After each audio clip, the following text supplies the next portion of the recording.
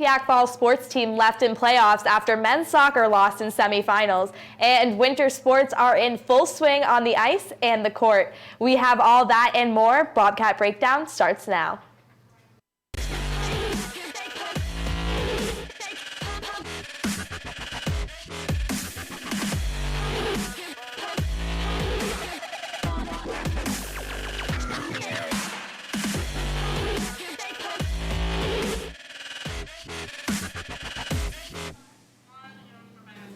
Hello and welcome to Bobcat Breakdown. I'm Izzy Agricola. We have a great show for you tonight as I'm joined by Eric Kerr and Roberto Casillas at the desk. How are you guys doing tonight?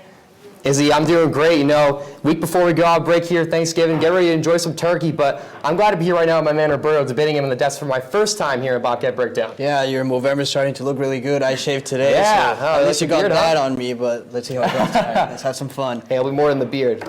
All right, guys. Well, let's get this show on the road, starting with Quinnipiac men's soccer.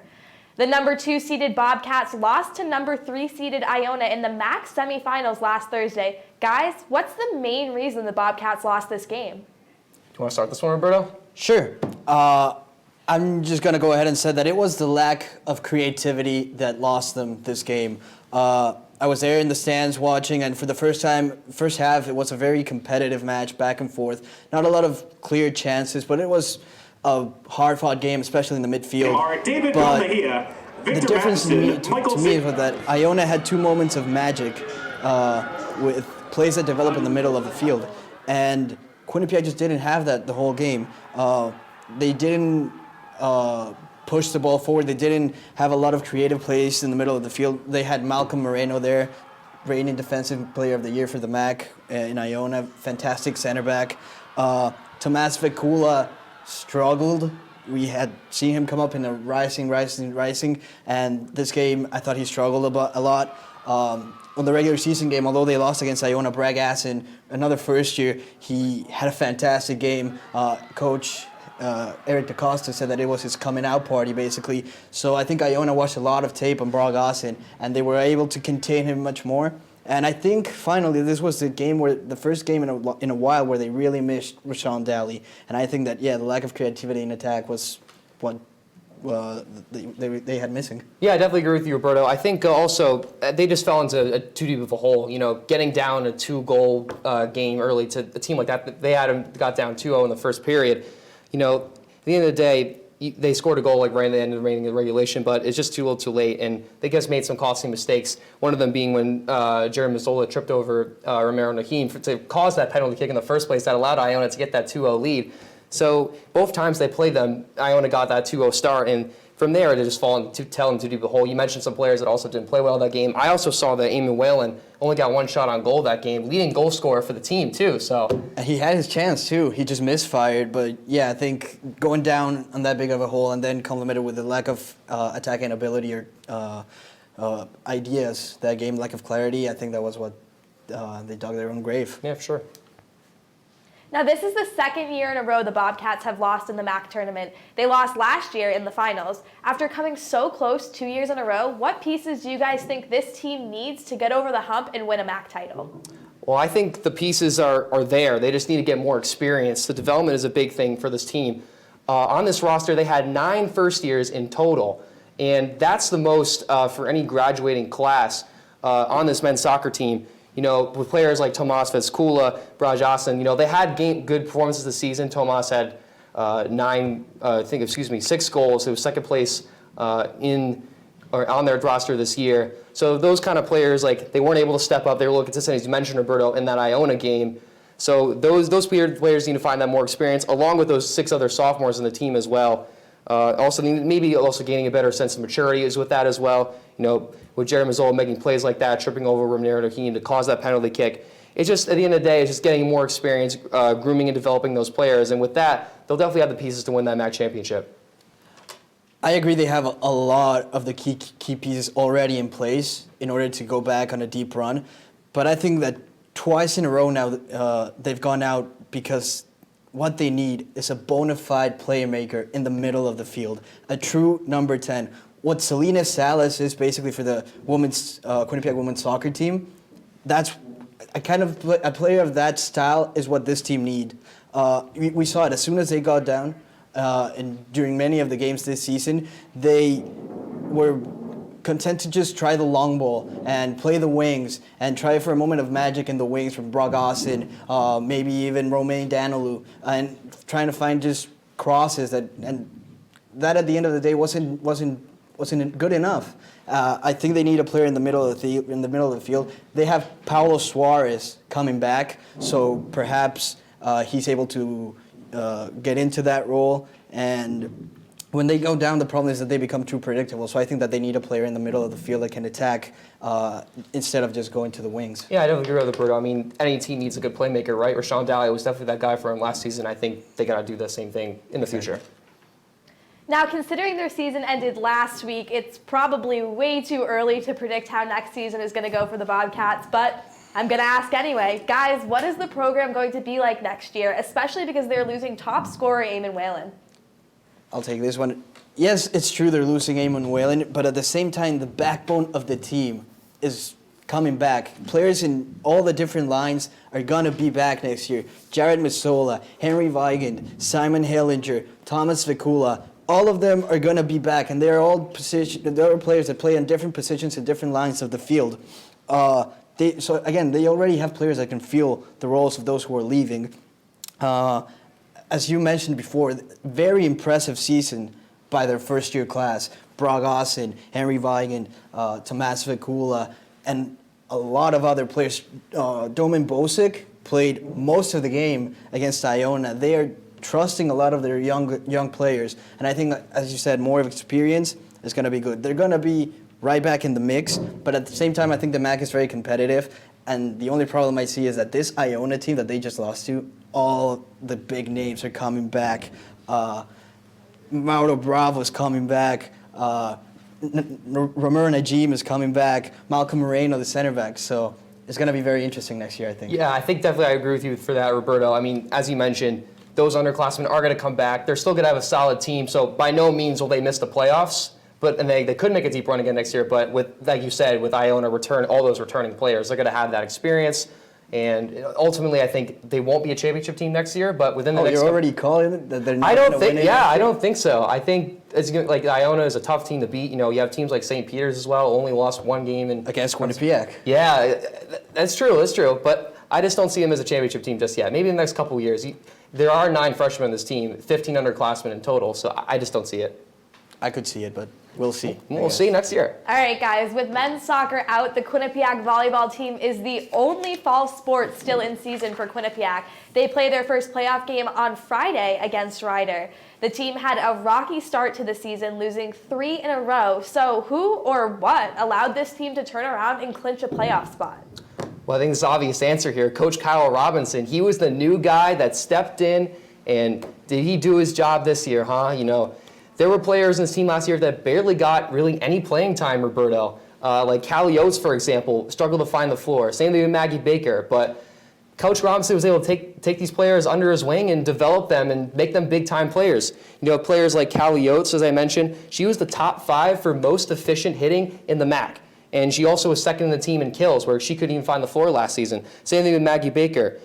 She saw the floor very little last year as a freshman, fair to say, but as a sophomore, she's able to contribute right away. Team leader in kills, also top 3 in digs. Alejandra Rodriguez, you can throw her in there as well. She had top 2 in digs also in the MAC as well. And also, kind of I want to talk about the culture aspect that Coach Robinson was able to establish as well. One of the things that I got to talk with him about, with myself and Katie O'Keefe, fellow volleyball beat reporter, is that he wanted to establish a culture of family and hard work and dedication. And all of his players really preach those kind of same mottos. Like a lot of times I interview them, they always would say, all right, we're going to get back, hard work, dedication, and get back to the next game, work harder in practice. So I think those kind of things is really why Coach Kyle Robinson is the main factor for them.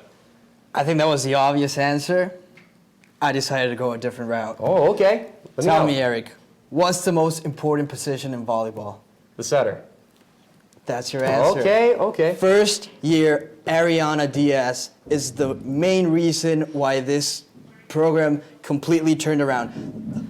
For those of you who don't know volleyball, I got a good notes from your fellow beat reporter, Katie O'Keefe, my mom, a setter as well. Just shout out to my mom. Hope you're watching. The setter is the quarterback of the volleyball team. She decides where the attack is coming from. She dictates the tempo. She's the one that knows where the weakness of the defense is, and she knows how to exploit them and attack them. As a first year, Ariana Diaz has done a fantastic job. Leads the team in assists, of course, 5th in kills, 5th in points, most set plays in the team, and leads the team in served aces. It's very easy to attribute a change of culture to a coach. I think that a first year in Ariana Diaz that's playing so good, that's the main reason why they've turned it around. Well, guys, despite the powers of Kyle Robinson and Ariana Diaz, the Bobcats have lost their last 2 games, both against MAC opponents. So I gotta ask, is this team a contender or a pretender in the MAC playoffs? What do you think, Roberto? I think they're a pretender. Simple. They're playing Ryder 0-6 against Ryder this season. They only won 2 games against playoff teams. Only team in the playoffs with a losing record. They're 8-12, 8-10. I'm sorry. All the other teams are at least 12-6. So I think they're a pretender. I think they're going in the right direction, but it's still a few years away. Yeah, I definitely agree with you, Roberto. They're a pretender this year. As you mentioned, they played Ryder first, a team they struggle with, and then after that, they'll play the number 2 seed in Canisius. Granted, they did split with them, but it's a 2 seed. And then you go, if they win somehow, they'll play Fairfield, number 1 seed. They have to play the 3, 2, and 1 seed all in a row. It's too tough for any 6 seed to do. So it's not this year, but maybe sometime in the future. Yeah, I think they're going in the right direction. It is time for our first commercial break. When we come back, Roberto and Eric will talk the start of the winter sports season for the hockey and basketball teams. Stick with us. Hey, Bobo, do trees tell each other stories? I'm sorry. I'm afraid I don't know that. Hey, why don't we go find out? Listen. Do clouds take naps? I couldn't tell you. Dad, do stars visit their friends? Look!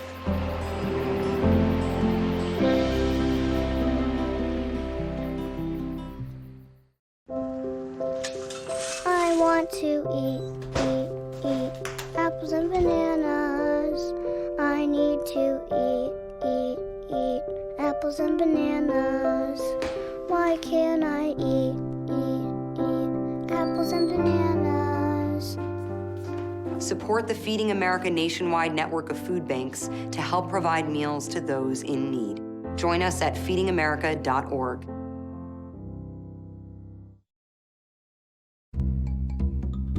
Sure, I look cute now, but when my owner lost his job, it was rough. I was living on the street, and one night, me and this Cocker Spaniel got into it so bad, I wound up looking like an ice cream cone. I cried a little bit, but thankfully I got rescued, so I'm running, I'm jumping, all back to my old self, and I'm ready to give unconditional love, even if you put a lampshade on my head.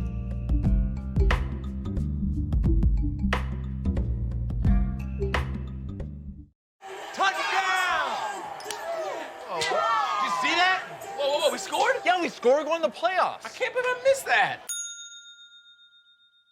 Every time I'm buzzed, I spend too much time on my phone. What? I should take your phone away. No. I'll call for a ride. Wait, why does my face look like that? I'm playing with these new face filters. Okay, you know what? Yep, that's mine. But I need that back. No. Kevin! To Bobcat Breakdown. Guys, we're going to shift up to all the action happening at the People's United Center. So we'll start with the Quinnipiac men's ice hockey team. The team is currently 6-4-1 and defeated Union and RPI this past weekend for their first 2 ECAC wins of the season. I want to ask, who do you guys think is the most important player on the ice in wins like this? Well, in this one, I think it's Keith Petruzzelli. You know, you can score so many goals, right? But the main thing at the end of the day is it's all about defense for teams. And defense, one of the things that starts with the goalie. You know, you're in front of the net, you're protecting the puck, and that's what Keith, he has to do. You know, he's had those type of performances where he's played really well. Recently, he was just named the ECAC Goaltender of the Week because he only gave up 2 goals in that whole weekend against RPI and Union. But there's also been times where he struggled. You know, he gave up those 3 goals in just one period of play against Harvard, and he was pulled out of the game like really quickly for Evan Fear. Same thing happened against Arizona State. So at the end of the day, this team kind of falls or rides with Keith playing well. And, you know, if he's not playing well, then that's been a problem with him according to the numbers. And I just think that it falls on him. Yeah, I agree. I think Keith Petroselli is by far the most important player in this team right now, especially since there's no fallback plan a la Andrew Shortage last year. Yeah. There's no clear number 2 on this team. So he has to give them a chance to stay in games. He has to keep them in games because this is pretty much a new defense. Most of the big names from last year are all gone. So the attacking part of the Quinnipiac men's ice hockey team, I think is going to be okay. I think it's going to be all right, but he has to help out the defense. It's a young defense, it's a young team, and I think hopefully this weekend he turned the corner, allowing just, as you said, 1 goal in each of the games, but they've gone down on the scoreboard. In 7 of the 10 games they played this year, they have let up a goal first. So I think he slowly needs to get better at that, and I think he's going to be able to do it. The Quinnipiac women's ice hockey team also took on Union this weekend, but were less successful, losing 2-4. Guys, who needs to step up and get their offense going? So I talked to Pat Flatley, okay. Quinnipiac men's ice hockey beat reporter. He knows this team from last year, and he let me know about Zoe Boyd, a defenseman, and I looked into her more. She's a very, very attacking defender. First year as a Bobcat, 11 points with 9 assists and 2 goals. This year, she's only got 2 goals, 1 goal and 2 assists so far, excuse me. I think she needs to step up. Knowing that she's a defender, she may be there integrated in the power play, of course, as Chase Prisky was last year. So I think that she needs to step up and have at least a similar, maybe not better, but as good as a production as she had last year. They have to replace Kenzie Lancaster and Melissa Stamiskevich, I think, by committee. I think there's not going to be just one key piece that's going to have to go forward. So Taylor House, Katie Tavin, Sadie Pert, Sarah Ev, Kutu Godbow, I think all of them need to step up. Lexi Agia has been leads the team in points, but I think as a sophomore year now, I think she can still improve. But yeah, I think Zoe Boyd needs to pick up right where she left off last year. I get what you're saying, but at the end of the day, the offensive flow is going to be carried by the scorers, right? Taylor House was that scorer last year, and she needs to be the type of person that was at that spot she was at last year. She was 3rd in the team with goals last year. She had 9. This year she's tied for 2nd place with amongst other people. And as you mentioned, Roberto, that makes sense. There should be a multitude of people looking to try to score that goal, but I think Taylor House needs to be the person that will step up and score those more goals. You know what I mean? I think, sure, she is, but I think Lexi Gia has done a fantastic job on carrying that torch by the offensive-minded players. Sure, there needs to be more than just one forward scoring, but I think that they're lacking that productivity from a defenseman. Those hits from behind, those slap shots from just inside the line, I think that Zoe Boyd could potentially help them a lot if she gets going. Well, the Quinnipiac men's basketball team is still winless in their first 2 games of the season. The team lost their leading scorer of last season, Cam Young. Who do you think needs to take over the load from Young this year? Well, for me, I mean, you can't replace Cam Young. As we mentioned, talking about Melissa Stamiskevich, he was a scorer, a true scorer for this team. But you can replace someone like Cam Young with someone who's able to do multiple things in the court. And in my opinion, it's got to be Rich Kelly. He's a playmaker. He was the point guard for the team last year. He handled the ball the majority of the time along with Cam Young. And he's got to be the guy that not only scores the points, but also facilitates for his teammates as well.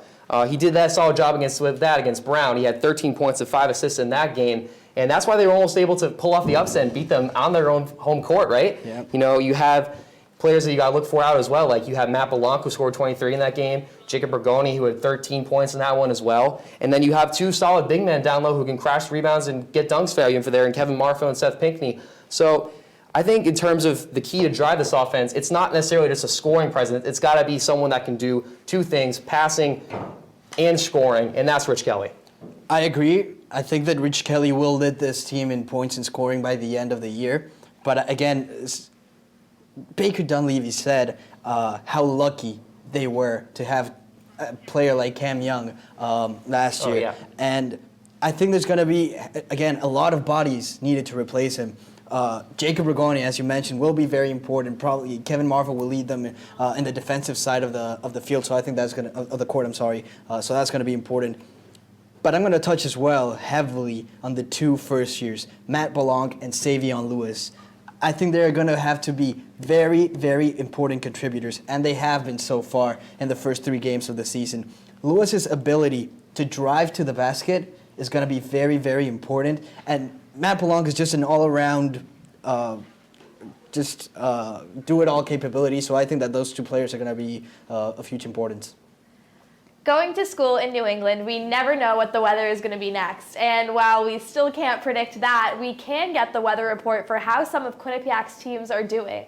The guys are going to give us a weather report on 3 topics about Quinnipiac athletics. Roberto, why don't you get us started? Perfect. So, talking about the weather, that's interesting. So, I'm going to start with the men's hockey defense, and it's going to be clear after the storm. As I mentioned before, they only allowed 2 goals this weekend, and 1 in each game. Well, last game before against Harvard, they allowed 7. So I think that they are slowly turning the corner, and I think that they're just going to keep improving. I think this team is going to get better as the season goes on with the more experience that these defensemen get to play together. So yeah, that's my first one on the weather report. Sunny, the men's basketball first years. I just mentioned Matt Belong, 23 points, an excellent debut against Yale. Savion Lewis with 16 against a very, very good Miami team. Sorry, not Yale, Brown, excuse me. 1 and 2 right now in scoring this year. And Seth Pinckney is also going to be fantastic in the rebounding. Then my third weather. When you go out lately, sometimes you think it's sunny, but it's actually really, really cold. I feel that, yeah. Women's basketball ball security. Players are getting good assists, but they're also turning the ball over a lot. Mm-hmm. In 2 of their first 3 games, they've averaged more turnovers than assists. So they have good passers, Shaq Edwards and Kenzie Louise. Thank you. Come to mind, but they have to be more careful and don't be so sloppy when they have the ball in their possession. Yeah, for sure. I definitely agree with you about the turnovers for women's basketball, but I'm going to talk about more of a positive side of women's basketball. Fine. Let's talk about Paige Warfel. I'm talking about her sunny performance out there in the court. She's been very consistent this season, including her 2 double-doubles so far this year. She had 12 points and 13 rebounds against Drexel, 17 points and 11 rebounds against Bucknell, and she's been averaging a double-double on this season. You guys see on your screen 12.3 points per game, 10.7 rebounds per game. That's also with 3 blocks and 4 steals. So she's doing everything she can to contribute for this team and stepping into a starting role that she wasn't comfortable in the past. She was always coming off the bench, but it's a different year for her. So she definitely took her position and her minutes well.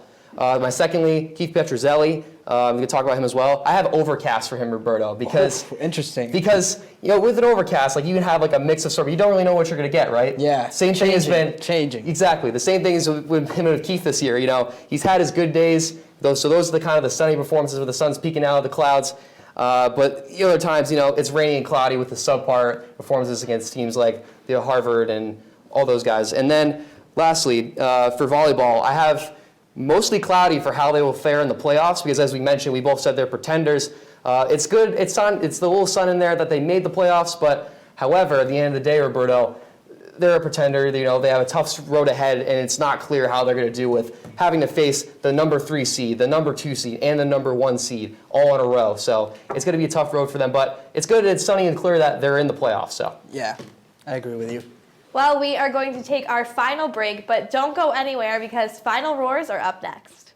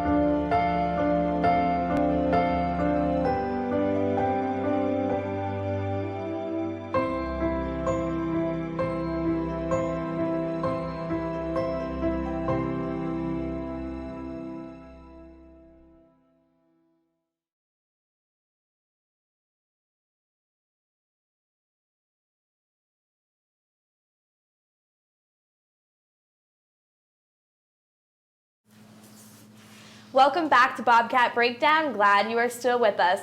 To wrap up this great show, we have a staple segment of Bobcat Breakdown, Final Roars. Roberto, all you.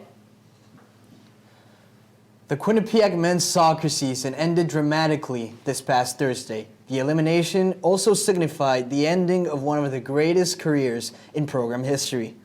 Eamon Whalen will leave Hamden in sole possession of third place in the program's all-time goal-scoring record. He also is tied fourth all-time in points. Since he got to Quinnipiac, Whalen has made it a routine to terrorize MAC defenses. As a first year, Whalen earned MAC Rookie of the Year honors and made his first of 3 All-MAC first teams. Along with Rashawn Daly, Whalen broke out during his junior season. He unanimously won MAC Offensive Player of the Year after leading the league in goals, and was named New England Soccer Journal's Division I Breakout Player of the Year. As Eric DaCosta mentioned after Thursday's game, Whalen has done all this while battling injuries for half of his collegiate career. Soccer in America has a style that gives strength, stoutness, and power a lot of importance. Whalen isn't the strongest or the fastest, but his soccer IQ was higher than anyone else's every time he stepped foot on a pitch. He's a classic number 9, a lethal striker with fantastic positional awareness, movement, and spacing. Whalen's college career might be over, but you can bet that a lot of professional teams will be looking forward to adding Quinnipiac's number 7. Good luck, Eamon, wherever you go. Your legacy in Hamden will never be forgotten. There is nothing to fear with the Quinnipiac women's basketball team. Despite starting the season at a 1-2 record, the Bobcats picked up a win against the Bucknell Bison, redeeming themselves after their double-digit loss against them last season. The Bobcats' losses against Yale and Drexel were only by 4 points, and that is expected with how young this new team is. Coach Trisha Fabry said that the toughest wins to get for any team are the first win and the semifinals win. Now that Quinnipiac has their first, the team is now settled in to find its stride. The new players are showing upside. Shaq Edwards and her scoring ability have led her to average 11 points a game. Michaela Morris just earned the MAC Rookie of the Week award, scoring 17 points against Yale with her impressive footwork and touch in the low post. The seniors have performed in their expanded roles.